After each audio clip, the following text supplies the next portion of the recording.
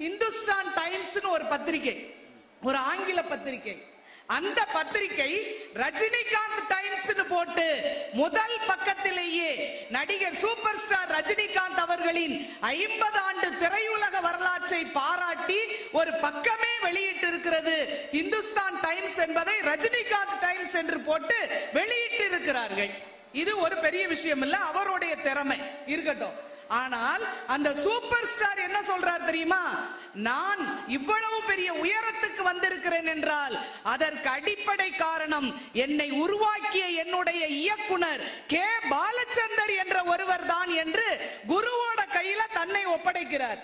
அது மட்டுமல்ல, நடிப்பு கல்லூரியில அவருக்கு பாடம் சொல்லி கொடுத்த ஆசிரியர் கோபாலி என்பவரை சொல்லி சொல்லி பெருமைப்படுகிறார் என்றால் யாருமே தன்னுடைய உயர்வுக்கு நான் காரணம் என்று சொல்வதே கிடையாது.